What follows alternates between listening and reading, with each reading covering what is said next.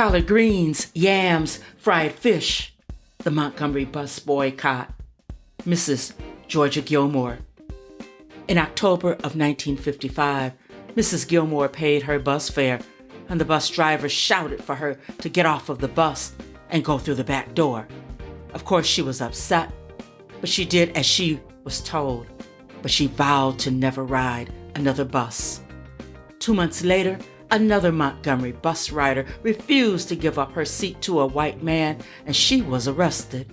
I'm talking about Rosa Parks. But back to Georgia Gilmore. She was pissed off after her ordeal, and she joined a community meeting at Holt Street Baptist Church, December the 5th, 1955. The spotlight was on injustices towards African Americans, and there were 5,000 people at the meeting, including Dr. Martin Luther King. At that meeting, it was decided that the buses would be boycotted until the rights of Black folks were recognized as equal citizens. Now, this was radical and a big commitment, seeing that the men and women were mainly cooks and maids, and they needed to ride the buses to get to work. But the resistance lasted for 381 days because of weekly strategy meetings, protests, and a 300-car carpool system with dozens of pickup and drop-off locations.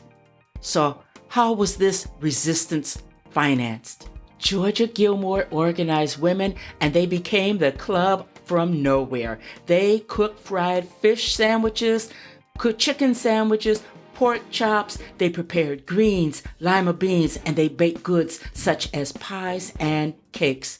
The Club from Nowhere sold dinners from their homes at protest meetings and local establishments. Georgia Gilmore was one of the 80 people to testify in the defense of Dr. King in 1956 when a Montgomery grand jury indicted him. Georgia was fired from the National Lunch Company where she worked for many, many years. But Dr. King reminded her that she worked for somebody for way too many years, and now it's time for her to work for herself. And she did just that, starting her own catering business and her home-based restaurant. Black folks, white folks went through that back door to dine at Gilmore's Kitchen. According to food historian John T. Edge, Lyndon Baines Johnson and Robert F. Kennedy both paid a visit to Gilmore's Kitchen.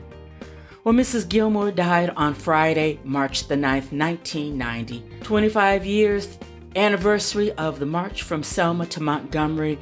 Mrs. Gilmore was always an activist. She remained an activist long after the Montgomery bus boycott. In my research, I found a fascinating article. The New York Times published it, written by Clancy Miller, July 31st, 2019. It's an in-depth look at the life of Georgia Gilmore, and the article is part of the Overlooked No More, a series of obituaries about remarkable people whose deaths beginning in 1851 went unreported in the New York Times.